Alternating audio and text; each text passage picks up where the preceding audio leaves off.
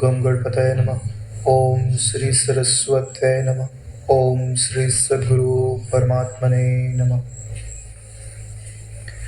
श्री योग वासिष्ठ महारामायण निर्वाण प्रकरण 102 चल रहा है। इसमें 32वां श्लोक पढ़ते हैं। इसमें वशिष्ठ जी कहते हैं, हे राघव, इस संसार में आकाश गमन आदि जो क्रियाफल हैं वे सब मंत्र औषधि के वश से अज्ञानियों को भी अक्षर प्राप्त हो जाते हैं। यानी जो नाना प्रकार की सिद्धियां हैं वो ज्ञानी जनों को भी उपलब्ध रहती हैं और अज्ञानी जनों को भी उपलब्ध रहती हैं। तो इसमें ज्ञान के कारण उन्हें यह उपलब्धि प्राप्त हुई है ऐसी बात नहीं है। इस उपलब्धि को प्राप्त करने के लिए जो भी क्रियाएं की जाती हैं, मंत्र औषधि आदि का प्रयोग किया जाता है, जो इसके ज्ञाता हैं वो इन सिद्धियों को अवश्य प्राप्त कर लेते हैं। तो इन सिद्धियों के द्वारा यह नहीं पहचाना जा सकता कि वो ज्ञात ज्ञेय है या नहीं। जो जैसा क्लेश सहन करने में समर्थ है वैसा ही वह अवश्य फल प्राप्त करता है, चाहे वह प्रबुद्ध हो या अज्ञानी हो।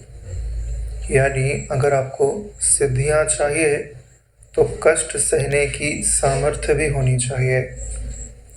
पीड़ोद भवति सिद्धया। इसीलिए जो असुर हैं या जिसको भी कुछ प्राप्त करना है विशेष, वो तप किया करता है। तारकासुर जब अंत में जीत नहीं पा रहा था तो उसने ब्रह्मा जी की उपासना करने के लिए जहाँ चींटियों का झुंड था, बांबी जहाँ होती है चींटियों की, वहीं जाके खड़े होकर के एक पांव पे तप करने लग गया। जितनी चींटियां थी सब निकले और उसके शरीर को काटे। तो कितनी पीड़ा होती है, उस पीड़ा को वो सहन करे। तो जा करके फिर ब्रह्मा जी को प्रकट होना पड़ा। इसी को बोलते हैं कि पीड़ा सहने से जो भी आप चाहते हैं वो आपको प्राप्त हो सकता है। इसके लिए व्यक्ति को तपस्वी अवश्य होना चाहिए। प्रमाद को ही मृत्यु कहा जाता है, तप को ही जीवन कहा जाता है। और वास्तव में तप ने ही इस पूरी सृष्टि को धारण करके रखा है। जब परिवार में तपस्वी लोग होते हैं तो परिवार उन्नति करता है। जब परिवार में प्रमादी लोग होते हैं तो फिर धीरे धीरे उसमें विषयीपना आ जाता है, फिर परिवार का, समाज का पराभव हो जाता है। चंदन के आमोद की तरह विहित और निषिद्ध कर्मों का फल सभी जंतुओं के अपने हृदय में ही अपूर्व रूप से विद्यमान है। जैसे चंदन में सुगंध होती है, ऐसे ही अगर आप विहित कर्म करेंगे तो हृदय में प्रसन्नता, और निषिद्ध कर्म करेंगे तो हृदय में दुख अपने आप ही आपको अनुभूत होने लगेगा। समय पाकर आविर्भूत हुए उसे अवश्य तद्वान जंतु प्राप्त करता है। भले इसमें थोड़ा सा समय आपको लगे, लेकिन अगर आपने शास्त्रविहित कर्म किया है यानी पुण्य किया हुआ है तो उसका फल सुख के रूप में अवश्य प्राप्त होता है, और अगर पाप किया है तो उसका फल दुख के रूप में अवश्य प्राप्त होता है। और इसको वो जो जीव पुण्य पाप करने वाले हैं इस बात को वो अवश्य ही समझ जाता है। सिद्धि रूप दृश्य वस्तुओं में मैं भोगता हूँ, इस प्रकार अहमता वासना आदि रूप परिचिन्न आत्मकल्पना जिसके भीतर विद्यमान है वह आकाश गमन आदि क्रियाफल को सिद्ध कर लेता है। यानी सिद्धि रूपी जो दृश्य पदार्थ है, अगर किसी की दृढ़ इच्छा है कि मैं इनको भोगूं और फिर उसको पाने के लिए वो वैसा पुरुषार्थ करता है, कष्ट सहता है वैसी विद्या को पाने के लिए, तो वो अवश्य ही उसको प्राप्त कर लेता है। जो ज्ञानी यह सब आकाश गमन आदि सिद्धि समूह तुच्छ है, मनोभ्रम मात्र है अथवा अधिष्ठान चिदाकाश मात्र है, यह जानता है, यानी कि जो ज्ञानी जन होते हैं उनके लिए ये सिद्धियां कैसे हैं, तो बोलते हैं कि अत्यंत तुच्छ है, तृण के बराबर, मनोमात्र है या चिदाकाश रूप ही है, यानी अपना स्वरूप ही है। अब बोलते हैं कि तृण मात्र इनको क्यों लगती है, क्योंकि इन्हें वृत्तियों से कोई प्रयोजन ही नहीं है। जब वृत्ति से प्रयोजन नहीं तो वृत्ति में चाहे चमत्कार दिखाई दे और चाहे जड़ता दिखाई दे, उनसे तो हमें लेना देना ही नहीं है, क्योंकि बड़े दूर की बात हो गई। वृत्तियों से जुड़े, वृत्तियों में कुछ चमत्कार घटित हो और उससे मैं सुखी हूं, इसमें तो पराधीनता है ना, क्योंकि वृत्तियां सदा एक जैसी तो रहेंगी ही नहीं। वह वासना शून्य तत्व के पुरुष कर्म रूप आदि से भ्रमण प्राय आकाश गमन आदि सिद्धि फल वाली मंत्र औषधि आदि क्रियाओं की क्यों सिद्धि करने जाएगा, क्योंकि जो सिद्धि प्राप्त करने की इच्छा करते हैं उनके भीतर क्या रहता है कि ये जो सिद्धियां प्राप्त हो जाएंगी तो मैं इनका भोग करूंगा और उनसे या तो यश की प्राप्ति होगी या तो उन चीज़ों को, सुखदायक चीज़ों को देखूंगा और उससे सुखी हो जाऊंगा। लेकिन जिनको अपने भीतर ही सुख का खजाना प्राप्त हो गया है तो वो परिश्रम करने क्यों जाएगा। इसको ऐसे समझ सकते हैं कि जिसको घर में ही पारसमणि प्राप्त हो गया है, अब वह खेत खलिहान में मजदूरी करने के लिए नहीं जाता है, क्योंकि मजदूरी भी मिलेगी भी तो कितनी मिलेगी, उतना तो 1 मिनट में बना लेगा। यही हाल होता है। तो ये जो मंत्र औषधि आदि से इन क्रियाओं की सिद्धि होती है, उन्हें करने का भाव उनके हृदय में नहीं उपजता है, या कभी कभार खेल वश वो कर भी सकते हैं, ऐसी भी बात नहीं है कि ना करें। जैसे कभी राजा आदि भी अपने उपवन में काम आदि किया करते हैं, तो कोई पराधीनता के कारण नहीं है, विनोद मात्र ये, इस तरह इसको समझा जा सकता है। तत्वज्ञानी का इस संसार में ना तो कर्म से ही कोई प्रयोजन है और ना कर्म के अभाव से कोई प्रत्यवाय रूप प्राप्ति अनर्थ है, तथा ब्रह्मा से लेकर स्थावर पर्यंत संपूर्ण भूतों में इस विवेकी का किसी आत्म प्रयोजन की अपेक्षा करके आश्रय लेने योग्य कोई भी नहीं है। यानी ना कर्म करने से इनको कोई प्रयोजन है और ना कर्म ना करने से ही इनको कोई प्रयोजन है। और ब्रह्मा जी से लेकर के तृण पर्यंत जितने भी भूत पदार्थ हैं, इन सबको उसने भली भांति टटोल के देख लिया है। अपने आत्मा के सिवाय इस त्रिलोकी में कोई ऐसी वस्तु नहीं है जो उन्हें शाश्वत आश्रय प्रदान कर सके। ये तो बात सबके अनुभव में एक न एक दिन आ ही जाएगी। जिस ईश्वर को आप अपना आश्रय मानते हैं वह ईश्वर आपकी आत्मा से अभिन्न है, शाश्वत है।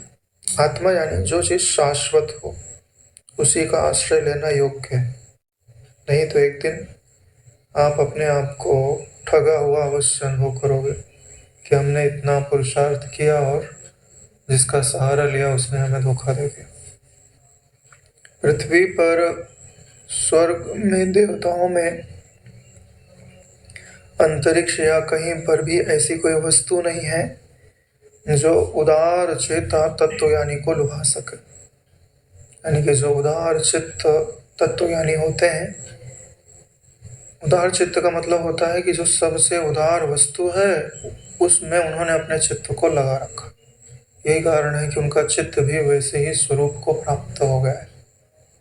इस संसार की कोई भी वस्तु उनको लुभा नहीं सकती, अपनी ओर आकर्षित नहीं कर सकती, पराधीन नहीं बना सकती। जिसके लिए सारा संसार तृण के बराबर है, जिसमें रजोगुण का लेश भी नहीं है, उस धीर तत्वज्ञानी महात्मा के लिए आत्मा से अन्य यानी अनात्मभूत क्यों कर उपादेय होगा।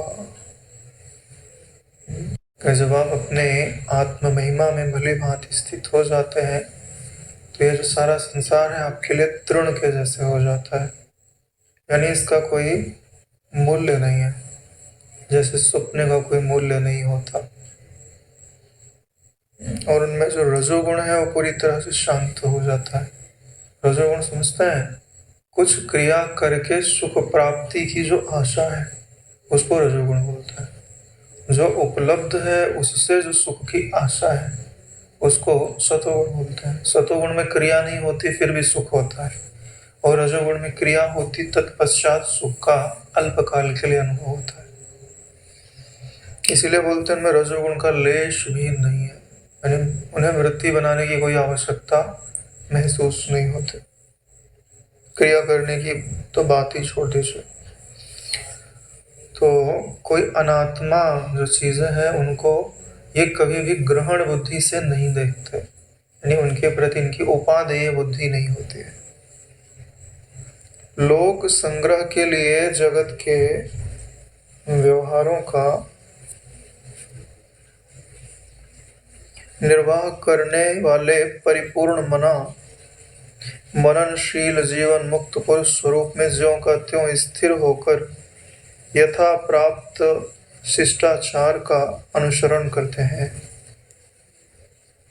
यानी जगत में जो व्यवहार है उसको निर्वहन करने के लिए, निर्वहन क्यों कर रहे? क्योंकि उन्होंने लोक संग्रह को स्वीकार कर लिया है। लोक संग्रह का मतलब होता है कि जो उन्हें प्राप्त है वह दूसरे को भी प्राप्त हो, इसके लिए उन्होंने आत्मज्ञान की, आत्मभक्ति की प्याऊ लगा के रखी हुई है। तो लोग आ रहे हैं तो बांटना भी तो पड़ेगा। तो ऐसा जो उनका व्यवहार है आत्मज्ञान देने का, वह निर्वहन करते हैं। उसमें उनका जो शिष्टाचार है उसका वह अनुसरण करते हैं। उनके बारे में बताते हुए कहते हैं कि उनका जो मन है वो परिपूर्ण है, मन में किसी चीज का अभाव नहीं है। देखो मन अभी नाना प्रकार की वृत्तियां क्यों बनाता है? क्योंकि मन को अपने भीतर कुछ अभाव का अनुभव हो रहा है, और वृत्तियों के द्वारा कुछ ऐसी वस्तु मिल जाए, कुछ ऐसी परिस्थिति मिल जाए, कुछ ऐसी बात हो जाए कि मेरे अंदर जो कमी है वो पूरी हो जाए। मन के अंदर एक मांग है सुंदरता की। यही कारण है कि जब कोई सुंदर वस्तु दिखाई देती है तो सोचता है कि इसको ला करके मैं रखूं, इसको देखूं।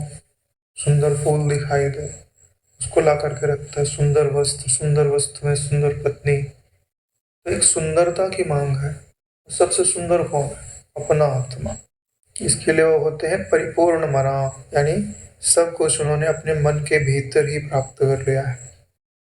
मननशील है, मननशील यानी विचार, हर पल विचार में तत्पर रहते हैं। क्या सत्य है, क्या असत्य है, क्या उपयोगी है, क्या अनुपयोगी है, इनमें उनकी बुद्धि सदैव अपनी कुशलता का परिचय देती रहती है। जीवन मुक्त पुरुष है, और जीवन है लेकिन वह जीवन उन्हें बंधन में नहीं डाल रहा, रोक नहीं रहा, उनकी मुक्ति में बाधा उत्पन्न नहीं कर रहा है। जैसे ये शरीर का होना वास्तव में एक बाधा है। क्यों? क्योंकि भूख लगेगी खाना पड़ेगा, नींद लगेगी सोना पड़ेगा, बीमारी हो गई डॉक्टर के पास जाओ, परेशानी कितनी सारी है। यानी हमारी मुक्ति में बहुत बड़ी बाधा है। ज्ञान को पूरा धारण भी कर ले तो भी तो कुछ न कुछ पराधीनता ये बना के रखता ही रखता है। लेकिन मननशील है ना, यही कारण है कि इनकी जो बाधाएं हैं ना वो भी वो समझते हैं कि अल्पकाल, अल्प समय, थोड़ी सी, तो उसमें ना के बराबर ही ये पराधीनता को डाल पाते हैं।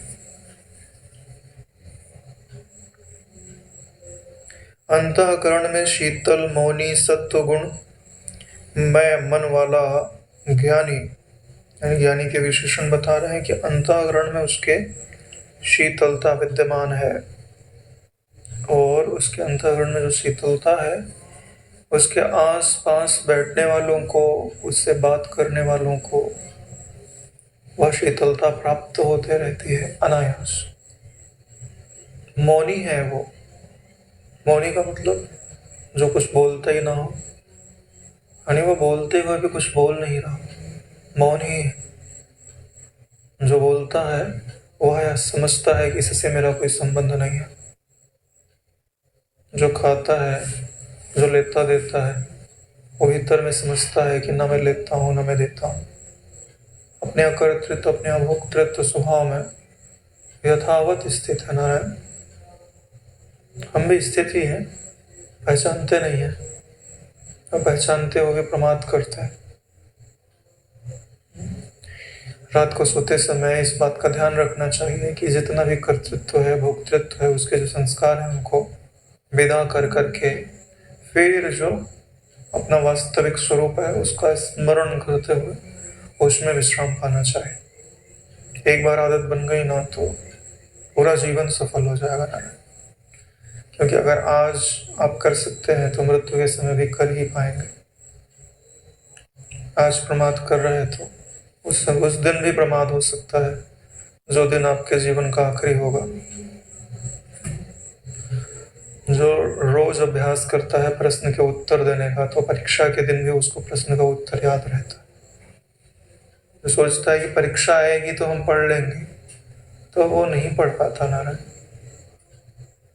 इसके लिए तैयारी, जो पूरे साल तैयारी करता है ना, उसको चिंतित होने की जरूरत नहीं पड़ती। सत्व गुण मन वाला है, ऐसा जो ज्ञानी पुरुष है सर्वदा परिपूर्ण सागर के समान गंभीर एवं प्रकट आशय वाला रहता है। कि जैसे सागर कभी अपनी मर्यादा नहीं छोड़ता, ऐसे ही वह महापुरुष अपनी मर्यादा नहीं छोड़ता, मर्यादा में स्थित रहता है। मर्यादा मतलब चाहे कितना सुख मिल जाए तो भी वो विक्षेपित नहीं होता, चाहे कितना दुख मिल जाए तो भी विक्षेपित नहीं होता, ज्यों का त्यों रहता है। आपोर्यमाणा मचलम प्रतिष्ठम समुद्रमापा प्रविशन्ति यद्वत् तद्वत् कामायं प्रविशन्ति सर्वे स शान्तिमाप्नोति न काम कामी। कामनाओं की इच्छा करने वाले शांति को प्राप्त नहीं होते नारायण। तत्वज्ञानी पुरुष अमृत से भरे सरोवर के समान है, अपने आत्मा में स्वयं आनंद की हिलोरें लेता रहता है। अमृत से भरा हुआ सरोवर आत्मज्ञानी होता है और उसमें आनंद की लहरें उठती रहती हैं तथा निर्मल परिपूर्ण चंद्रमा के समान दूसरे को भी आनंद प्रदान करता रहता है। जैसे चंद्रमा को जो देखता है उसे शांति प्राप्त होती है, शीतलता प्राप्त होती है, उसका शरीर मन आदि पुष्ट होने लगता है। वैसे ही उन तत्वज्ञानियों को देखने पर भी अंतःकरण शीतल होने लगता है। यस्य दर्शन मात्रण मन साक्षात् प्रसन्नता स्वयं भूयात् धृतिः शान्ते सा भवेत् परमो गुरु। वो परम गुरु होते हैं नारायण। मंदार की मंजरी के कुंजों से पिंजर देवताओं के नंदनवन की भूमि मनुष्य को वैसा आनंद नहीं दे सकती जैसा कि आह्लाद उपदेश आदि द्वारा ज्ञानियों की बुद्धि देती है। जो ज्ञानी जन होते हैं उनके मुख से जिस अमृत की प्रभा का उद्घाटन होता है, जो सुनने वाले को तीनों तापों से रहित बना देते हैं,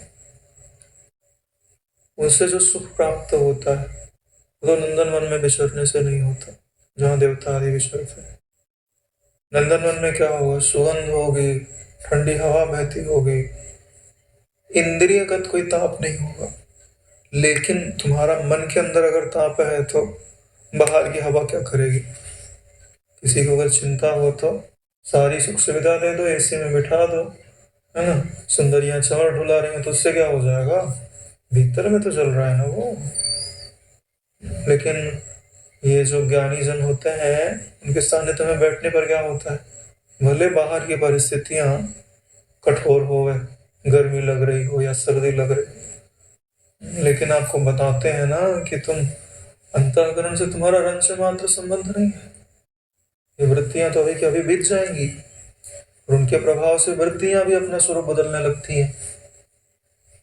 तो तुरंत भीतर में शांति का, शीतलता का एहसास होता है। यही कारण है कि स्वर्ग में बाहर की परिस्थिति बदलती है और सत्संग में भीतर की परिस्थिति बदलती है, इसलिए सत्संग भारी है। स्वर्ग के आनंद पर, बाहरी आनंद पर भीतरी आनंद भारी है। इसीलिए बोलते हैं कि ज्ञानी की जो बुद्धियां होती है ना, वो ऐसे ही अपने समीप में बैठने वाले को भीतर से आनंदित कर देती है। जब भीतर में आनंदित हो जाएगा तो बाहर भी आनंद आ ही जाएगा।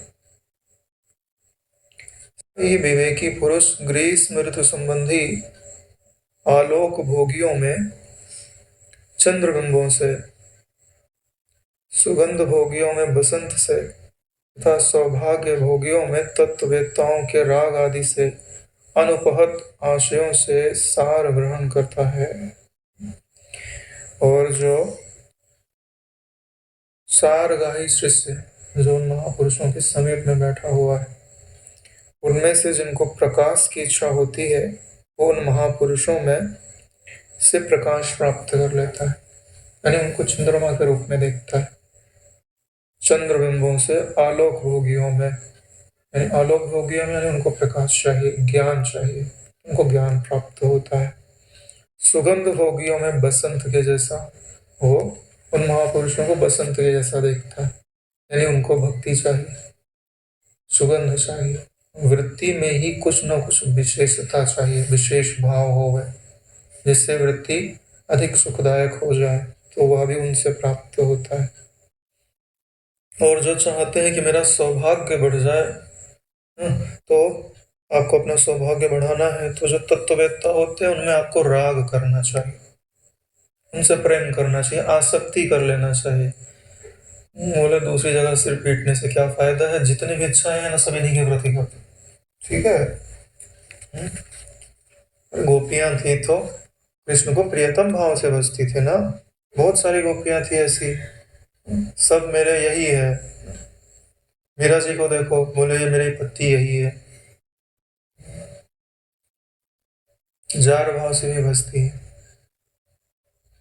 तो क्या उद्धार नहीं हुआ उनका? ईश्वर से आप चाहे जो करो, चाहे शत्रुता कर लो, चाहे मित्रता कर लो, चाहे जो संबंध रखो, ईश्वर सबको स्वीकार करता है। एक जगह तो ऐसा कहा गया है कि अगर तुम ईश्वर को अपनी पत्नी के रूप में उपासना करना चाहो तो भी कर सकते हो, लेकिन कठिन है ना थोड़ी, क्योंकि तुम अपनी वासना को निवृत्त नहीं कर पाओगे, क्योंकि उसके प्रति तो वासना की प्रधानता ही नहीं रहती,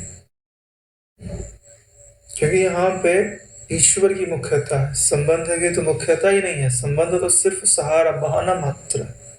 यही बात यहाँ पे बताई जा रही है कि किसी भी भांति से आप उनसे संबंध जोड़ लो, आपको लाभ ही लाभ प्राप्त होता है। सर्वप्रथम वह सारग्राही महात्मा यह सारा विश्व इंद्रजाल के समान असन में एकमात्र भ्रांति रूप ही है, इस प्रकार निश्चय करके दिन प्रतिदिन अपनी इच्छाओं का त्याग करता जाता है। यानी ऐसे महापुरुषों के समीप में जो बैठते हैं वो क्या करते हैं? सबसे पहले निश्चय करते हैं, कौन सा? कि ये जो सारा विश्व है ना, वो इंद्रजाल के समान असत है, भ्रांति मात्र, तो इनकी इच्छा करने की कोई लाभ नहीं। यहाँ जो बड़े से बड़ी उपलब्धियां भी है ना नारायण, वो समय पाके छूट जाती हैं, या उस समय भी उनमें कोई ना कोई विघ्न अवश्य डालते रहता है। नहीं लगता ऐसा है नारायण? यहाँ जो बहुत बड़े फेमस फेमस लोग हैं, लगता है कि बहुत सुखी हैं, नहीं है नारायण। कोई एक पत्रकार एक आर्टिकल छाप देना किसी मैगजीन के अंदर, वो बोले ये तो बहुत हमारी टीआरपी गिर रही है। कितना ही धन क्यों ना हो, लेकिन जो प्रोजेक्ट उन्होंने लॉन्च किया है उसमें अगर प्रॉफिट ना हो रहा हो या कम हो रहा हो, तो उससे ज्यादा सामने वाली पार्टी कमा रही हो, तो बोले सारा धन व्यर्थ है, हम पीछे कैसे हो गए। तो यही चीजें बताती हैं कि यह जो जगत है ना, वो इंद्रजाल के समान है, इसमें सदा सुख तो नहीं रह सकता। जो ऐसा देख लेता है वो धीरे धीरे अपनी इच्छाएं छोड़ना प्रारंभ कर देता है। अपने शरीर में प्राप्त भी शीतताप आदि दुखों को ज्ञानी पुरुष अन्य देहस्थ के समान अनादर से देखता है। ये जो श्लोक है नारायण वरदान है आपके। क्या बोल रहे हैं कि जो ज्ञानी पुरुष होते हैं अपने शरीर में जो शीत है, ताप है या बीमारी व्याधियां हैं, इनको कैसे देखते हैं? बोले दूसरे के शरीर में है। ठीक है, तो इससे क्या होता है? अरे इतने सारे बीमार हैं तो मैं परेशान नहीं, तो ये बीमार है तो कहे परेशान। इलाज करो, ठीक है, कोई बात नहीं, लेकिन स्वीकार नहीं करता उनको। तो नारायण जब बीमारियों को, शीत ताप आदि को स्वीकार नहीं कर रहा है तो इसकी पूजा को या इसके अपमान को भी स्वीकार कैसे करा? यानी कोई इसका सम्मान करेगा तो उसके भीतर में क्या निश्चय रहेगा? मेरा सम्मान नहीं है। कोई अपमान करेगा तो क्या निश्चय रहेगा? मेरा अपमान नहीं है। स्वप्न के अंदर जब सब कुछ मैं ही हूं तो किसका मान स्वीकार करूं और किसका अपमान स्वीकार करूं? एकमात्र दूसरे के उपयोग के लिए पुष्प फल आदि धारण करने वाली लता के समान करुणा के कारण उदार वृत्ति से अन्य दुखी प्राणी का परिपालन करता है। जैसे लता होती है तो चाहे वो पुष्प खिलाए चाहे फल दे, स्वयं के लिए तो होता ही नहीं है, दूसरे ही उसका उपयोग करते हैं। ऐसे ही जो करुणा के कारण उदार वृत्ति को धारण करने वाले महापुरुष लोग हैं, वो जो दुखी प्राणी होते हैं उनका परिपालन करता है। उनके पास जो कुछ भी होता है वो जगत के कल्याण के लिए ही होता है, क्योंकि स्वयं का उद्देश्य तो उन्होंने पूरा कर लिया है। जो मिल जाए उससे संतोष कर लेना इस तरह उत्तम वृत्ति से जिसमें संतोष का हेतु एकमात्र जल ही रहता है, वैसी वृत्ति से स्थित सारता को प्राप्त करता है। ऐसे जो महापुरुष होते हैं उनके भीतर परम संतोष निवास करता है। जो प्राप्त हो जाए उसी में संतुष्ट रहता है। और इसके कारण क्या होता है? वृत्ति में स्थिरता निवास करती है, चलायमान नहीं होता। चलायमान क्यों होता है व्यक्ति? इच्छा के कारण। जब इच्छा को विदा कर दिया तो विक्षेप अत्तल पहना रहे, थोड़ा से प्रयास से वृत्ति स्थिर हो जाती। यथा प्राप्त लोक सामान्य व्यवहार का संपादन करता हुआ वह जीवन मुक्त विवेकी पुरुष समस्त चराचर प्राणियों के ऊपर अवस्थित रहता है।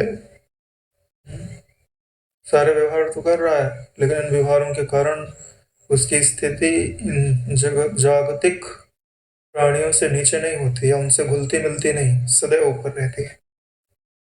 क्यों? कारण सूक्ष्म अवस्था में है ना, उसको कोई नीचे दबा नहीं सकता है, सबसे ऊंचाई पर स्थित है। जो साक्षी में स्थित होगा ना वो ऊपर ही स्थित होगा, नीचे स्थित नहीं होगा। क्योंकि जो ऊपर स्थित होता है वो सबको देखता है, जो नीचे स्थित होता है वो जितनी दूर दृष्टि जाएगी गड्ढे भर का ही देखेगा, गड्ढे में गिर जाएगा। तो तत्वज्ञ पुरुष प्रज्ञा रूपी महल के ऊपर आरूढ़ होकर स्वयं अशोच्य हो अज्ञानियों के विषय में शोक करता है। प्रज्ञा रूपी महल के ऊपर खड़ा है, छत के ऊपर। और प्रज्ञा जो होती है ना, सबसे ऊंची बुद्धि होती है, उससे ऊंची बुद्धि संसार में दूसरी नहीं होती। तो यानी वो सबसे ऊंचाई पे खड़ा है, वहां खड़ा होकर के अज्ञानियों के विषय में शोक करता है कि नाहक दुखी हो रहा है। वह सबको ऐसे देखता है जैसे पर्वत पर खड़े मनुष्य भूमि पर स्थित जनों को देख। ये वशिष्ठ में पहले हम लोग पढ़ा करते थे, जैसे ज्ञानी जन पर्वत पे खड़े हो और नीचे आग लग जाए और वहां के प्राणी पर्वत को देख करके भी पर्वत पे ना चढ़े और उस आग में जलते रहे, तो उनको बड़ा शोक होता है। सामने पर्वत है, इस पर अगर वो चढ़ जाए तो आग उनको कुछ बिगाड़ नहीं सकती, मगर उनकी बुद्धि ही कार्य नहीं कर रही कि मुझे करना क्या चाहिए। कहीं कहीं लिखा रहता है कि शोक करता है, कहीं कहीं लिखा रहता है कि देख कर हंसता है। बेवकूफ़ी कर रहा है ना। भ्रम रूपी सागर में राग द्वेष आदि लहरों से चिरकाल तक विक्षिप्त वह निर्मल मन वाला पुरुष ज्ञान द्वारा परब्रह्म को प्राप्त होकर परम विश्रांति को प्राप्त करता है। यानी कि चिरकाल तक राग में द्वेष में इन लहरों में थपेड़े खाया। जब थपेड़े खाया तो अकल आई कि भैया थपेड़े खाने में सार नहीं है, आत्मज्ञान का सहारा लेकर के आत्मज्ञान रूपी नौका पर बैठ जाना चाहिए और कहीं ऐसे स्थल पे पहुंच जाना चाहिए जहां लहरें ना हो, कोई परेशानी नहीं, लहरें ही नहीं तो परेशानी नहीं। इसके लिए वह परब्रह्म को प्राप्त करके विश्रांति को प्राप्त कर लेता है। प्राक्तन संसार की गतियों को अति शांत वृत्ति से हंसता हुआ। प्राक्तन यानी पुरानी संसार की गतियों को अति शांत वृत्ति से पहले उनका अवलोकन करता है, फिर हंसता है। किसके ऊपर हंसता है? अपने ही ऊपर। मैं मूढ़ था असोचान व अनवशोचहत्वम, जिस पे शोक नहीं करना चाहिए ना ऐसी चीजों पे मैं शोक करता था। ये जो अपने मन रूपी देवता है ना, कभी कोई बड़ी मूढ़ता को धारण कर लेता है।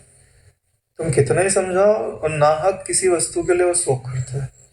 ठीक है, हाँ तो हमने देखा है अपने अंतःकरण में, खूब शोक करेगा, ठीक है तू कर ले, रो ले जितना रोना है। कुछ दिनों बाद ऐसा होता है कि उब जाता है, पूरा काम हो गया ना उसका, जितना रोना धोना था रो लिया, फिर छोड़ देता है उसको। फिर बोलता है, वो याद भी आया तो भी उसको दुख नहीं होता है। तो मैं बोलता हूँ कि मन देख ना, इसी पदार्थ के लिए एक दिन तो इसी परिस्थिति का कितना शोक कर रहा था और आज देख तो इसको तूने छोड़ दिया है, इसका तेरे पे कोई प्रभाव नहीं पड़ता है, यानी तेरा कोई स्टैंड नहीं है। तो ऐसा कर, तो जिसमें रागवान होना है, जिसमें तेरे को शोक करना है तो कर, मतलब मेरे कोई लेना देना नहीं है, अपन दृष्टा साक्षी चैतन्य मात्र है। हाँ तो आ और जा, जहाँ पे तेरे को सर पटकना है पटक ले। हाँ फिर सीधा हो जाता है, वो समझ में आ जाता है। बड़ी बात क्या है कि मन से अपना संबंध क्या है, इसकी पहचान और उसमें सजगता अत्यंत आवश्यक है। नहीं तो वो अपने साथ तुमको भी रुला देगा। नारायण गाढ़ भ्रम से परिपूर्ण यानी महान अज्ञान से भरे जन समूहों के प्रति अपने अंतःकरण मुस्कुराता हुआ सा स्थित रहता है। यानी कि ये जो अज्ञानी लोग हैं, ऐसे लोगों के प्रति अपने अंतःकरण में मुस्कुराता हुआ सब स्थित रहता है। क्यों मुस्कुरा रहा है? कि बिना मतलब दुखी हो रहा है,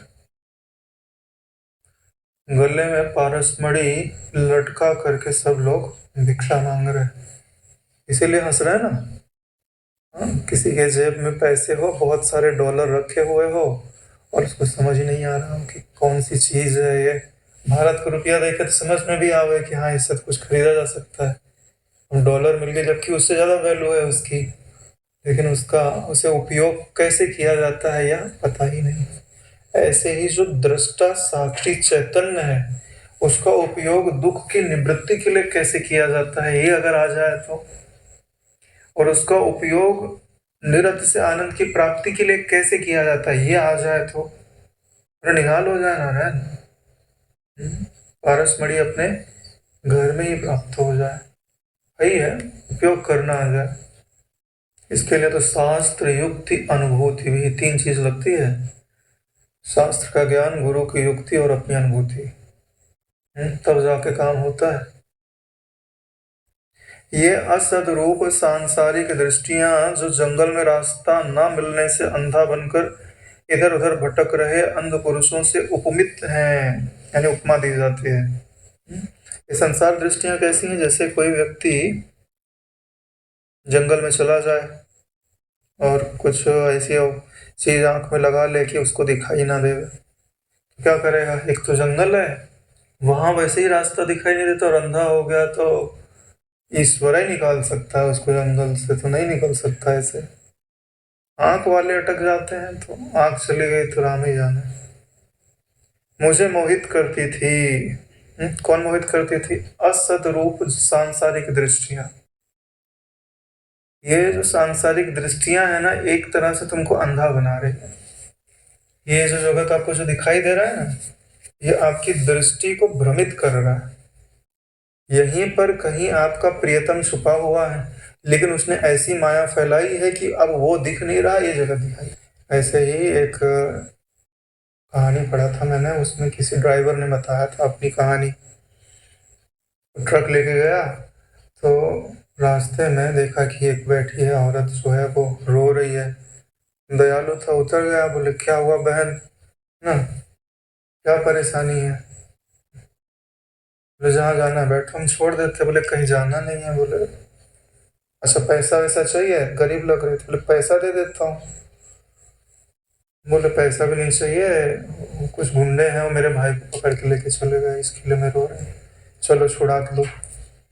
वो गया उनके पीछे पीछे पीछे, देखा तो जंगल में लिए जा रही, लिए जा रही।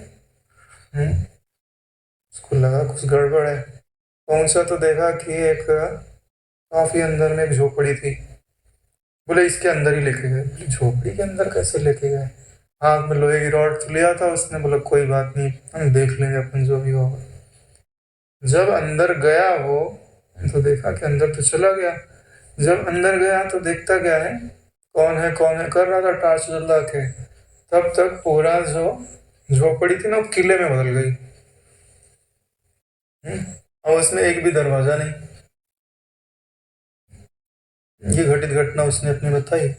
ऐसी घटनाएं घटती हैं बहुत ज्यादा, भारत में घटती है। वो पूरा किला बन गया, चारों तरफ दीवार ही दीवार, कोई रास्ता ही नहीं, पूरा बंद पैक है ना। वहीं पे फिर वो मोमबत्ती लेके आई। फिर जो उसकी इच्छाएं वासनाएं होंगी, बोले कि भाई मेरे से विवाह कर लो, ये है वो। हाँ तो उसकी कहानी बाद की बात है, ये बता रहा हूँ आपको कि ऐसा होता है।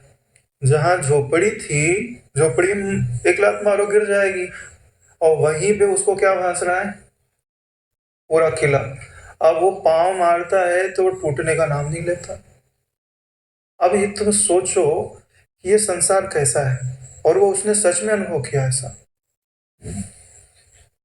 बाद में उसको छोड़ दिया, लेकिन एक अंगूठी पहना दिया। उनको बोले मैं जब बुलाऊं तुमको आना पड़ेगा, अगर नहीं आओगे तो इस अंगूठी से ये कसती जाएगी, यहाँ से रक्त गिरना चालू हो जाएगा और तुम बीमार होते जाओगे। तो उसने आके घर परिवार वालों को बताया। बाद में जो भी किया होगा तांत्रिक फांत्रिक, ठीक हुआ नहीं हुआ राम जाने, लेकिन ऐसा उसके साथ घटित हुआ। तो देखो, माया किसको बोलते हैं? जहां कुछ नहीं था वहां उसने ऐसा खड़ा कर दिया और उसको वही भास रहा है। उसकी दृष्टि को उसने अवरुद्ध कर दिया ना, जो है वो दिखाई नहीं दे रहा है। और जब वो सुबह उसको छोड़ दिया तो देखता क्या है, यहाँ झोपड़ी भी नहीं है। झोपड़ी थी ना, वो झोपड़ी भी नहीं, जंगल ही जंगल है। आश्चर्य। तो वही बात यहाँ पे आ रही है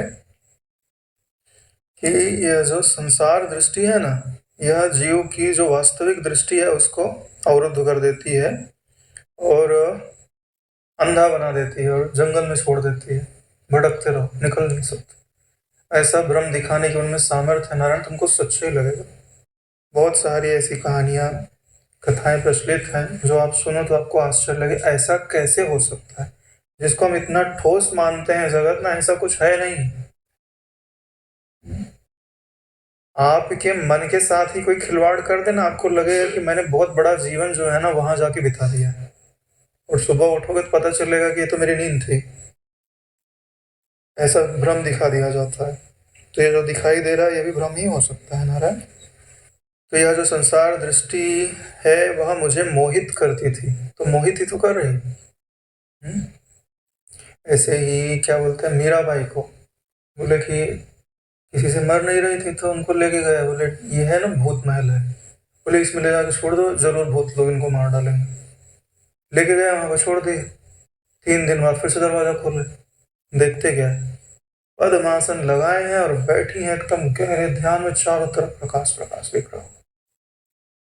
ये भी तो एक दृष्टि है। यानी वहां बहुत सारे भूत प्रेत थे, जो भी डाला जाता था तो निपट ही जाता था। लेकिन उनके पास सामर्थ्य है अपनी दृष्टि बनाने की। तो अगर उसके पास भी सामर्थ्य होती, वही पद्मासन लगाता और अपने ना इष्ट देवता की चिंतन में निमग्न हो सकता था, तो सारा माया भ्रम समाप्त हो सकता था। बाहर से तुम नहीं जीत सकते, भीतर से जीत सकते हो, क्योंकि दृष्टि बाहर से नहीं बदलती, भीतर में बदलेगी तो बाहर बदल जाएगी। यह मेरा सौभाग्य है कि अष्टविध परिपूर्ण ऐश्वर्य मुझे अनिष्ट तृण के समान अभाषित हो रहा है। यानी ये जो अष्ट सिद्धियां हैं, इसी को अष्टविध ऐश्वर्य कहा जाता है। बोले अनिष्ट तृण के समान अभाषित हो रहा है, इनसे मुझे कोई लाभ नहीं। अष्ट सिद्धियों में क्या होता है भाई, बड़ा बन जाऊं या छोटा बन जाऊं, बहुत भारी बन जाऊं, हल्का हो जाऊं, दूसरे की इच्छा पूरी करने का सामर्थ्य हो जाए। इन सब से क्या हो जाएगा, फायदा दूसरे को हो रहा है ना, तुमको क्या फायदा हो रहा है। ऐसा समझकर कुछ हंसता हुआ भी गर्व उपशांत होने से गर्व नहीं करता है, ऐसा वो समझ रहा है। समझ रहा है तो अब गर्व भी कैसे करे, क्यों, क्योंकि गर्व करने के लिए वृत्तियां चाहिए, अभिमान करने के लिए वृत्तियां चाहिए। कोई ज्ञानी पुरुष पर्वतों की गुफा को अपना घर बनाकर उसमें रहता है। अब देखो स्थान के बारे में बताएंगे कि सब के स्थान एक जैसे नहीं है। कोई पर्वत की गुफा में अपना घर बना के रहते हैं, कोई पवित्र आश्रम में रहते हैं, और कोई गृहस्थ आश्रम में ही रहते हैं। कोई ज्ञानी तो सदा इधर उधर घूमते रहते हैं। ज्ञानी पुरुष का कोई एक नियत स्थान कि एक जगह पे रहेंगे कि नहीं रहेंगे, या कोई बात नियत नहीं है। और ज्ञानी हो गए तो ऐसे ही रहेंगे, ये भी बात नियत नहीं है। कोई भिक्षमंगों के आचरण से युक्त होकर पर्यटन करता है, भिक्षा मांग करके अपना निर्वाह करता है। और कोई एकांत में तपस्वी बनकर रहता है, तो कोई मौन व्रतधारी होकर रहता है, और कोई महात्मा तो ब्रह्म ध्यान में ही परायण रहता है। कोई तपस्या भी कर रहे हैं, और कोई मौन व्रत धारण करके रखा है, और कोई ब्रह्म ध्यान में ही तत्पर रहता है। कोई विख्यात पंडित होता है तो कोई श्रुति स्मृत का श्रोता भी देखता है। यानी कि जिनको तत्व ज्ञान हो गया है उसमें विख्यात पंडित हो सकता है, अरे लोग जाने माने कितना ज्ञान है इनके अंदर, ऐसे भी हो सकते हैं। और कोई श्रुति स्मृति को बैठ के सुन रहे हैं, बोल नहीं रहे, और कोई बोलने वाले में नहीं पड़ा। कोई राजा भी हो सकते हैं, कोई ब्राह्मण भी हो सकते हैं, और कोई अज्ञानी के समान भी स्थित हो सकते हैं। इनको पता ही नहीं, समझ ही नहीं पाओगे कि इनको तत्व का ज्ञान है भी कि नहीं है। कोई गुटिका अंजन खड्ग आदि से सिद्ध होकर आकाशगामी बना रहता है। आकाश में उड़ने के लिए बहुत सारी सिद्धियां लगती हैं, गुटिका की सिद्धि होती है। तो गुटिका को मुंह में रख लो तो गायब हो जाओगे, चाहे जहां जाओ कोई देख नहीं पाएगा। गुटिका मुंह से निकालोगे तो दिखाई दोगे। अंजन का होता है आंख में अंजन लगा लो, ऐसी सिद्धियां होती हैं। एक सिद्धि तो ऐसी होती है आंख में अंजन लगा लो, जमीन में जो घड़ा हुआ धन है वो दिखाई देता है। या जो भी उसके देवता आदि होते हैं ना, कि आंख में लगा लोगे तुम दिखाई देंगे, तो देवता आदि भी दिखाई देते हैं और तुम्हारा प्रयोजन सिद्ध करता है। और खड्ग आदि की भी सिद्धि होती है, तलवार वगैरह सिद्ध कर लेता है, तो फिर उसको कोई पराजित भी नहीं कर सकता। जैसे शिवाजी को उनके कुल देवी ने जो है खड्ग दिया था, तो अभी तो बच गए, नहीं तो निपट ही जाता है, चारों तरफ शत्रु ही शत्रु थे। तो जो दिखाई देता है ना जितना जगत, इतना नहीं है नारायण। हमको लगता है कि सारा यश इनका है, इनका नहीं है। इनके पीछे जो सामर्थ्य छुपी हुई है ना, वो दिखाई नहीं देती। जैसे इस जगत में कोई बहुत प्रसिद्ध हो जाता है ना, तो सबको लगता है कि इसके पुरुषार्थ के कारण ही हो रहा है, कोई जरूरी नहीं है। उसके पीछे उसके बनाने वालों की सामर्थ्य होते हैं। इसके लिए ही अगर आपको जगत में कुछ बड़ा परिवर्तन करना है तो आपके पास सूक्ष्म शक्तियां होना अनिवार्य है, नहीं तो कुछ नहीं हो सकता। महाभारत का युद्ध जीतना था तो अर्जुन ऐसे जीत गया क्या?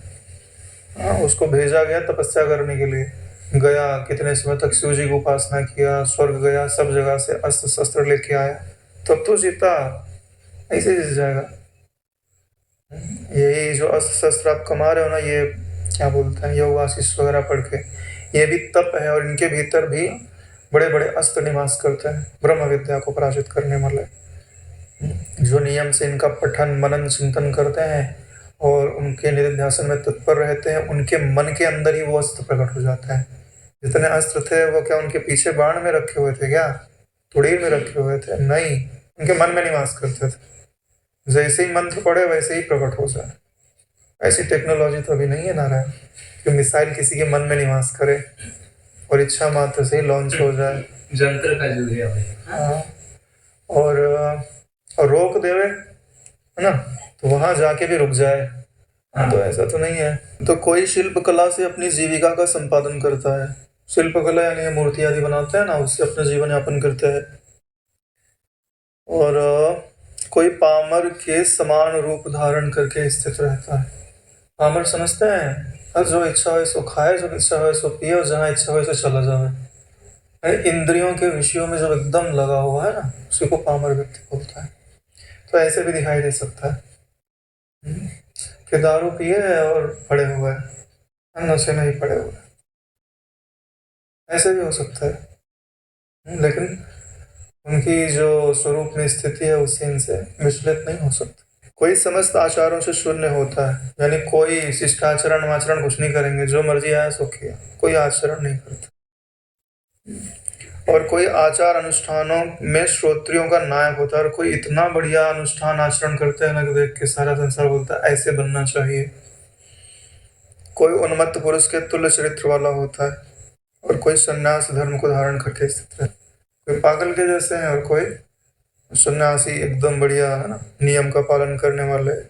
पुरुष शरीर आदि चित्त आदि कुछ नहीं है, किंतु एकमात्र चेतन ही है। नहीं, जितना ये शरीर चित्त आदि दिखाई देता है वास्तव में नहीं है, एकमात्र चेतन की ही सत्ता है।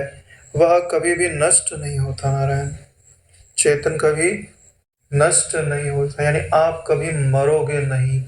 इसके लिए बड़ा सोच विचार करके अपने निर्णय लीजिए, क्योंकि आप रहोगे जीवित, और अगर उल्टे निर्णय हो गए तो दुख मिलेगा।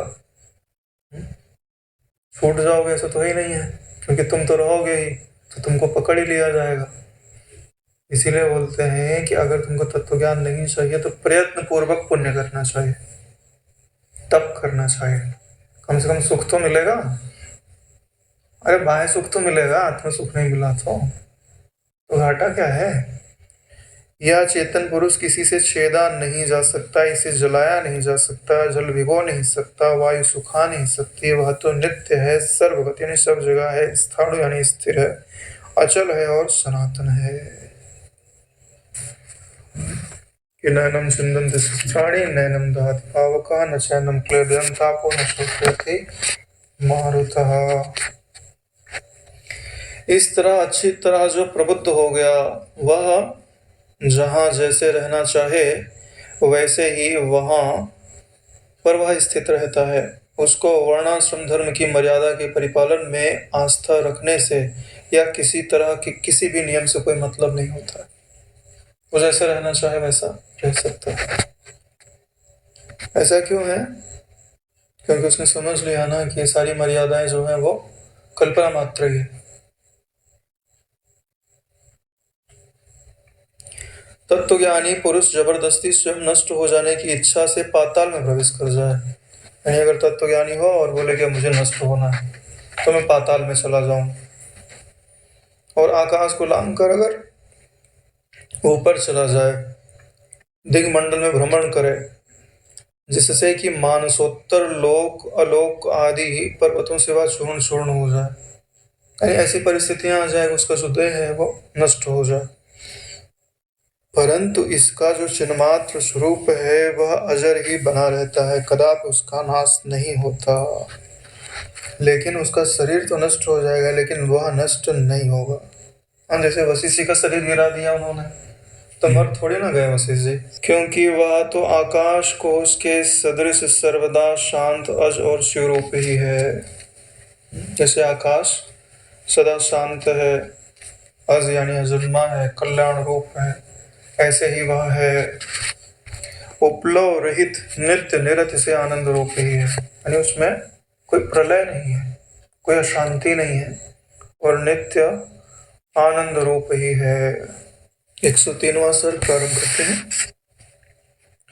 इस स्वर का विषय है चित्त की नित्यता, यानी जो चित्त शक्ति है वो नित्य है, एकता और स्वातंत्र का साधन। यानी ये चित्त के अंदर जो विभिन्नता दिखाई देती है उसको कैसे एक समझा जा सकता है। और उस एक समझने के कारण ही हमें स्वतंत्रता की प्राप्ति होती है। और इसकी ये जो प्राप्ति होती है इसको प्रधान कौन करता है बोले, सतशास्त्र की महिमा और हित का जो उपदेश है उसके द्वारा ही चित्त में जो विभिन्नता दिखाई देती है उसका निराश करके उसमें एकत्व का दर्शन किया जा सकता है। वशिष्ठ जी ने कहा, हे राम जी, जागृत तथा स्वप्न अवस्था में अंतःकरण के साक्षी रूप से, सुषुप्ति दशा में अज्ञान और स्वप्न आदि के साक्षी रूप से प्रत्येक आत्मा प्रकाश मात्र अथवा विषय प्रकाश मात्र सबको भासता है। यानी कि जब जागृत अवस्था है या स्वप्न अवस्था है तो अंतःकरण में जो भी वृत्तियां हैं उनको जो देख रहा है वह साक्षी है, और सुषुप्ति दशा में जो अज्ञान का प्रकाशक है वह साक्षी है। उसी को क्या कहा जाता है, प्रत्येक आत्मा। प्रत्येक आत्मा ने प्रत्येक में जो मैं के रूप से विद्यमान है उसी को प्रत्येक आत्मा कहा जाता है। वह प्रकाश मात्र है, सबको प्रकाशता है। उसी के प्रकाश से सब कुछ प्रकाशित हो रहा है ना, उसी के प्रकाश से मन की वृत्तियों में जान आती है। जैसे ठंडे में सांप जो है ना बिल्कुल अकड़ जाता है, हिलाओगे डुलाओगे कुछ चेष्टा ही नहीं करेगा, एकदम लकड़ी जैसा हो जाएगा। जैसे सूरज की रश्मियां पड़ेंगे ना धीरे धीरे धीरे धीरे जीवन आ जाएगा फिर से उसके अंदर, और फिर नहीं पकड़ सकते, तुम पकड़ोगे ढस लेगा। ऐसी ही वृत्तियां हैं। जब साक्षी चेतन की का प्रकाश उनमें पड़ता नहीं, एकदम जड़ रूप से विद्यमान है, कुछ है ही नहीं। जैसे साक्षी चेतन की वृत्तियां प्रकाश उधर जाता है ना, वैसे इनमें सब में जीवन आ जाता है। संकल्प होने लग गया, विकल्प होने लग गया, संसार को देखने लग गया अपने भीतर ही। इसलिए प्रत्यक्ष प्रमाण से और व्यवहार से, स्मृति प्रमाणों से जो आदि एवं अंत से रहित शांत चिन्मात्र है वह तो सिद्ध ही है। तो इसको प्रत्यक्ष प्रमाण बोल रहे हैं। हालांकि प्रत्यक्ष प्रमाण किसको बोलते हैं, अरे जो इंद्रियों आदि का विषय है ना, यह प्रत्यक्ष प्रमाण माना जाता है। जैसे हम ये बॉटल को देखते हैं ऐसे ही तो हम अपनी वृत्तियों को देखते हैं, तो वो भी प्रत्यक्ष प्रमाण हो गया। उसमें तो प्रत्यक्ष ही दिखाई दे रहा है ना, यह वृत्ति है और ये बदल रही है, ये तो हमको प्रत्यक्ष दिख रहा है, तो उसका जो प्रकाशक है वो अबदल है, ये भी तो प्रत्यक्ष है। इसीलिए बोल रहे हैं प्रत्यक्ष प्रमाण से, व्यवहार से और स्मृति प्रमाणों से।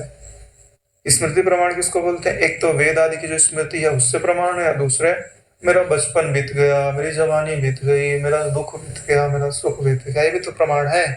किस बात का, तुम्हारी अचलता का। उससे क्या प्रमाणित होता है कि मैं आदि और अंत से रहित हूं, शांत हूं, चिन्मात्र हूं, और यह तो सत्य ही हो गया।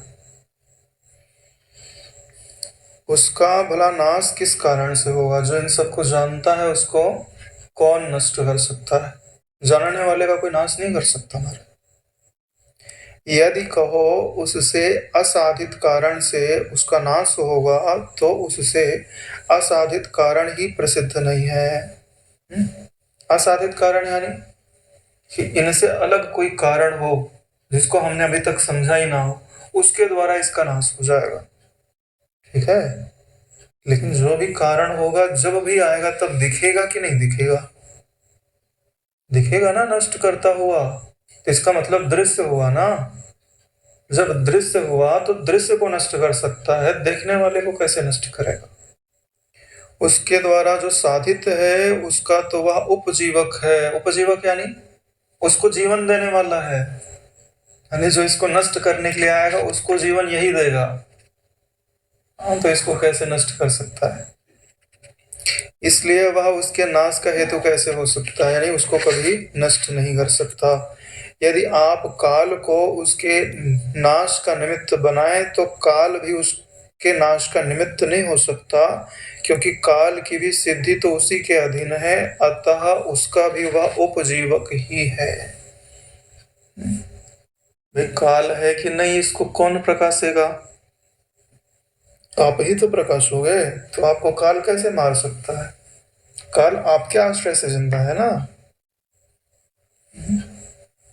यहाँ बात किसकी की जा रही है, चीथी की, ठीक है। जैसे मान लो काल आया और उसने किसको मारा? चीथी को मार दिया। तो काल क्या है? काल स्वयं क्या है? चीथी रूप नहीं है। फिर मरा कौन?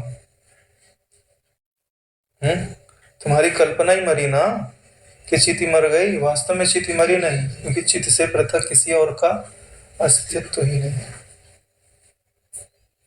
चूंकि पुरुष चिन्मात्र स्वरूप है, इसलिए कदापि वह नष्ट नहीं हो सकता।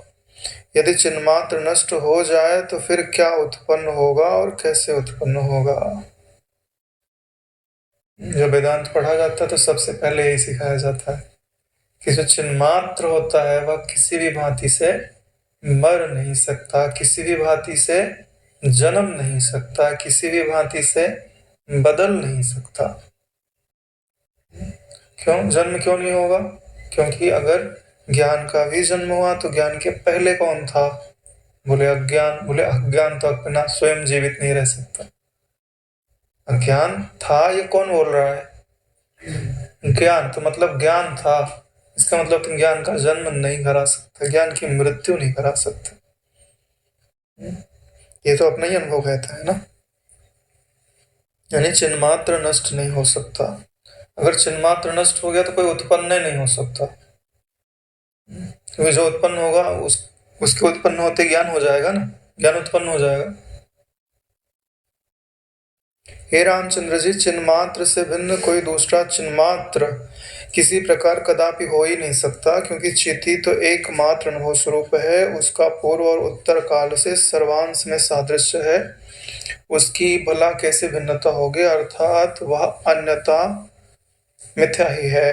अगर कोई बोले कि चलो हम मान लेते हैं, है ना, कि वो उत्पन्न नष्ट नहीं होता, उत्पन्न भी नहीं होता, लेकिन हम बोलते हैं वो दो है, एक चिति नहीं है, दो चिति है।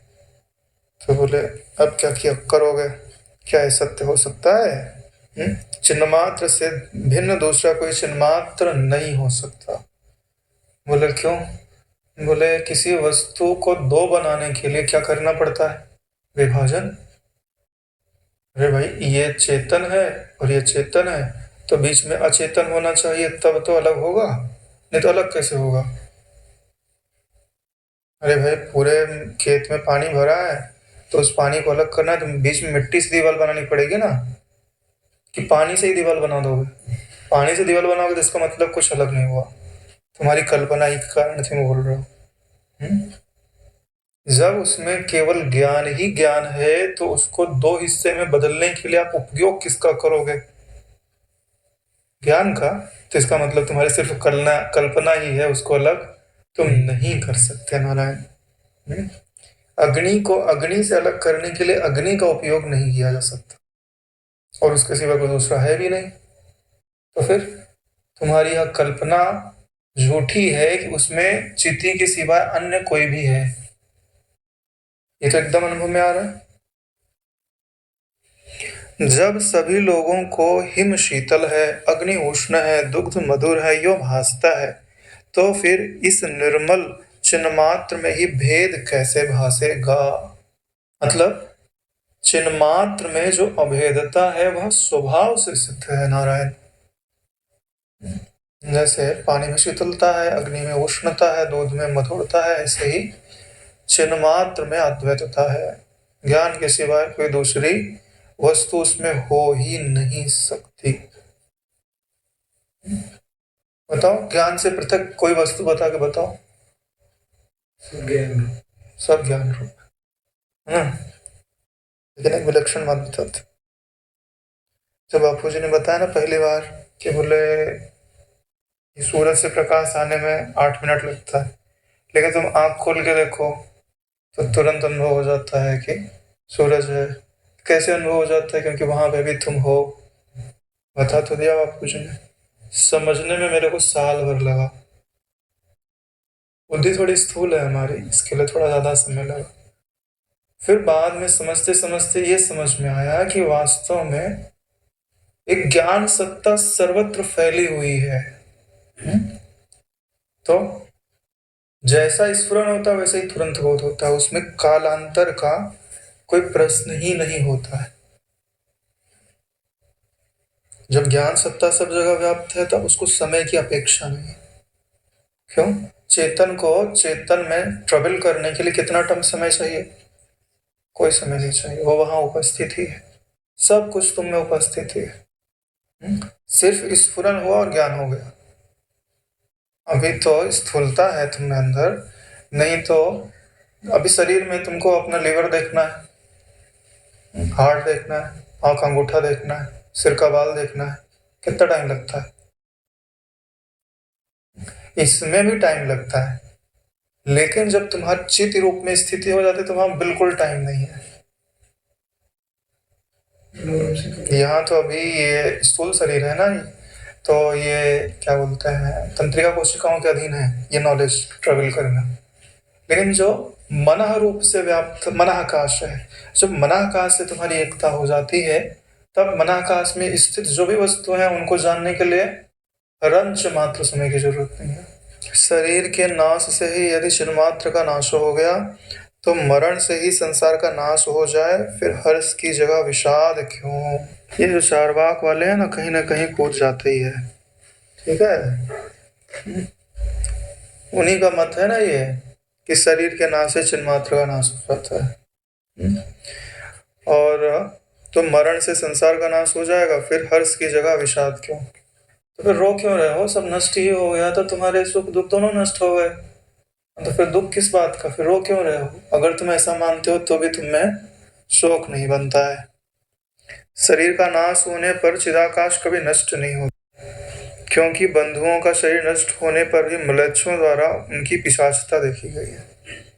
देखो, सिर्फ पारमार्थिक ज्ञान का उपयोग नहीं किया जाता, दैविक ज्ञान का भी उपयोग किया जा रहा है समझाने के लिए। समझ में आ रही बात को? इसके लिए दैविक जगत का भी जो अनुभव होता है ना, उसको भी बड़े ध्यान से सुनना समझना चाहिए। जैसे मैंने अभी दृष्टांत देके नहीं बताया था वो प्रेतनी वाला, है ना, तो यह भी सत्य को समझने में उतना ही उपयोगी है, तभी तो समझ में आएगा संसार की स्थिति कैसी है।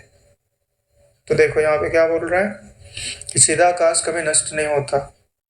किसको समझा रहे? जो मलेच्छ लोग होते हैं। तो बोले कि तुम्हारा जो भाई बंधु मर जाता है ना, तो वो भी पिशाच के रूप में तुमको कभी ना कभी कहीं ना कहीं किसी ना किसी का तो अनुभव में आता ही है ना। अरे वो भी नहीं बाइबल लेके ना, ये क्या बोलते हैं, जीसस के हुक्म से तो इसका शरीर छोड़ दे, तो पवित्र पानी लेके जाते हैं उसके ऊपर छांटते हैं वो लोग। हाँ, वो बाइबल का कुछ पढ़ते हैं तो वो लोग भी तो मानते हैं ना कि पिशाच है। तो फिर कैसे बोलते हैं कि शरीर के साथ चेतना मर जाती है? अपने ही तो अनुभव का लाभ कर रहे हैं। तो इतने बड़े बड़े चर्च क्यों बनाए हुए हैं? यानी ठीक से डिसाइड नहीं किया हुआ है कि क्या चाहते हैं। जबकि ज्यादातर जितने भी चारवाकवादी ज्यादा मिलते हैं तो सब क्रिश्चियनिटी में ही मिलते हैं। नास्तिक लोग कुछ नहीं मानते हैं, कोई ईश्वर नहीं होता है, क्योंकि भौतिकवादी दृष्टि है ना। थोड़ा बहुत विज्ञान की उन्नति क्या कर ली, वो सोचते हैं कि हम सब ही जान गए। अखंडानंद जी बहुत बढ़िया बोला करते थे, बोलते हैं कि वो लोग बोलते हैं कि ईश्वर नहीं है। अब हम उनसे पूछना चाहते हैं कि क्या तुमने धरती का सारा कोना देख लिया? क्या पता किसी कोने में हो गए। हम केवल धरती की बात कर रहे हैं, पूरे ब्रह्मांड की तुम बात ही नहीं कर रहे। और बोले कि किसी काल में नहीं तो क्या तुम भूतकाल में जाके देख के आ गए? क्या पता पहले रहा हो, या भविष्य काल में देख के चले आए, क्या पता आगे जन्म जाए ईश्वर। तो कैसे बोलते हो कि ईश्वर नहीं था, नहीं है, नहीं होगा, या कहीं नहीं है? इसका मतलब तुमने किसी की बात मानी है। सब जगह देख के तो तुम आए नहीं। सही बात है ना। कोई बोलता नहीं ईश्वर नहीं है, इसका मतलब तुमने सब जगह देख लिया, सब काल देख लिया, सब वस्तुएं देख ली। तुमने भी किसी की बात मानी हुई है, उसने बोला और तुमको लग गया बात तो तुम दोहराने लग गए। हाँ, तो इसे जिनकी बुद्धि बलवान होती है उनके सामने किसी की चलती नहीं है। इसलिए तो शंकराचार्य जी ने पूरा हिला के रख दिया। सब डिम डिम वाले चुप हो गए, बौद्ध वाले सब साइड ही हो गए। जब तक शरीर है तभी तक चेतन की सत्ता है, यदि कहा जाए तो यह कहना भी ठीक नहीं है, क्योंकि अखंडित शरीर रहने पर भी मृतक क्यों नहीं चलता, इसका क्या उत्तर है? तुम बोलते हो कि शरीर के साथ चेतना नष्ट हो गई, लेकिन जब आदमी मर जाता है तो उसका शरीर तो रहता ही है, तो चलना चाहिए ना। अखंडित है ना शरीर, काटा पीटा थोड़ी है, पोस्टमार्टम थोड़ी किया है, तो क्यों नहीं चलता है? इसका मतलब उसका रहस्य कुछ और है, जो तुम समझ रहे हो वो रहस्य नहीं है। पिशाच देखना आदि जीव का धर्म है, तो फिर वह जीव सर्वदा पिशाच क्यों नहीं देखता? बंधु के मृतक बन जाने पर ही क्यों देखता है? अगर ये तुम बोलते हो कि जो पिशाच है वो तो सदा से ही रहता है, लेकिन तुम्हारा बंधु मरेगा तब तो तुम उसका पिशाच देखोगे, मरने के पहले तुम देखते नहीं हो। इससे क्या सिद्ध होता है कि वही पिशाच है, वही मनुष्य था और वही अभी पिशाच है ना। वही फिर जाके कुत्ता बिल्ली बनेगा, क्योंकि ऐसी मान्यता लेके रहा है तो फिर वो ऊंची योनियों में थोड़ी ना जाएगा। बंधु मरण ज्ञान विशिष्ट जीव है और पिशाच दर्शन उसका धर्म है। यदि ऐसा नियम हो तो भी बंधु के जीवित रहते ही मिथ्या देशांतर में उसकी कल्पित मृत्यु सुनने पर पिशाचता को मनुष्य क्यों नहीं देखता है? देखो कितना बढ़िया समझाया हुआ। बोल रहे हैं कि बंधु मरण ज्ञान विशिष्ट जीव है, यानी बंधु मर गया तो तुम एक कल्पना कर रहे हो कि ये जो है मर गया है और इसी के कारण तुमको पिशाच दर्शन हो रहा है। अगर तुम ऐसा नहीं मानो तो तुमको दर्शन नहीं हो गया, तुम्हारे मन के कारण दिख रहा है। तो इसके बारे में क्या प्रत्युत्तर दे रहे हैं? बोल रहे हैं कि जैसे बंधु तुम्हारा जीवित हो और देशांतर में हो गए, ठीक है, और झूठी खबर फैला दी जाए कि तुम्हारा बंधु मर गया है, तब तो तुमको पिशाच का दर्शन नहीं होगा। अभी तो तुम्हारी संबित बन रही है ना कि तुम्हारा बंधु मर गया है, तब तो पिशाच का दर्शन नहीं होता। यानी जब सच मरेगा तभी होगा, तुम्हारी कल्पना के अधीन नहीं है वो। यानी उस समय भी ये लोग थे और वशिष्ठ जी से चर्चा किए होंगे, तभी वो इतनी गहन गहन बातें बता रहे हैं। तो उस समय थे तो अभी हैं तो कोई है ना, इन पे ज्यादा क्रोध करने की जरूरत नहीं है, दया करने की जरूरत है। मोहितम ना विजानाति मामेभ्यः परम अव्ययम, जिनको माया ने मोहित करके रखा है ना, वो परमात्मा को जान नहीं पाते।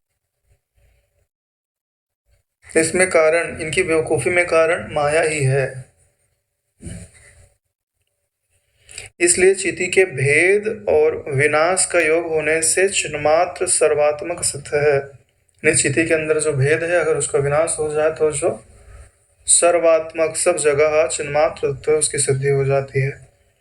वस्तु कृत परिच्छेद से भी वह नियंत्रित नहीं है, यानी जो वस्तुएं अलग अलग दिखाई देती हैं ना, इससे जो चिति तत्व है वो नियंत्रित नहीं होता नारायण। क्यों? क्योंकि भेद सच्चा नहीं है। अतः जिस जिस वस्तु को चिति जब जहाँ जानती है, तब वहाँ अपने स्वरूप को ही तत् तत् वस्तु के रूप से जानते हैं। यानी जो जो वस्तुएं दिखाई देती हैं उनके रूप में चिति क्या समझती है? मैं ही हूँ इस रूप में, उसको बंधन नहीं है। और जो समझता है ये अलग ये अलग ये अलग, वो रोते रहो नारायण। देखो व्यवहार के लिए भेद को स्वीकार कर लो, इसका अधिकार तुमको दिया गया है, लेकिन उसको अगर तुम सत्य समझोगे नारायण तो फिर गले का फंदा हो जाएगा।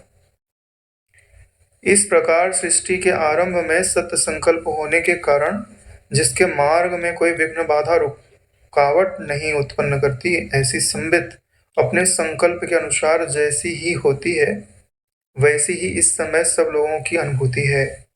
संबित का स्वभाव ही इसमें कारण है। यानी संबित में जैसा संकल्प हुआ है उसी के अनुसार ये सारा जगत दिखाई देता है।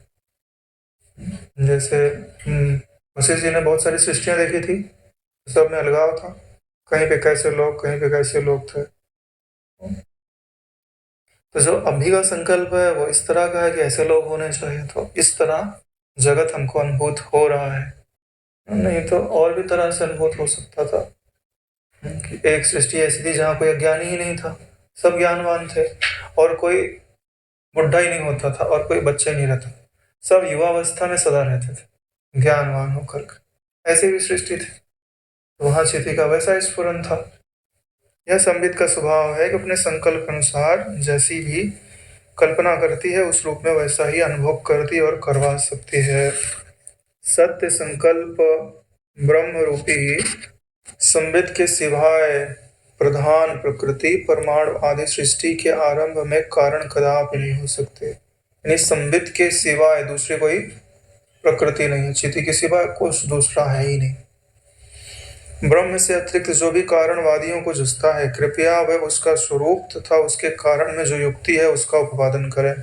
मैं उनका झटपट श्रुतियों और युक्तियों से खंडन कर डालूंगा। बोले जिसके पास जितने भी अस्त्र हैं ना, ब्रह्म के सिवाय होना चाहिए। ब्रह्म के सिवाय और किसी को कारण बताओ, हम उसकी युक्ति का अवश्य ही खंडन कर देंगे।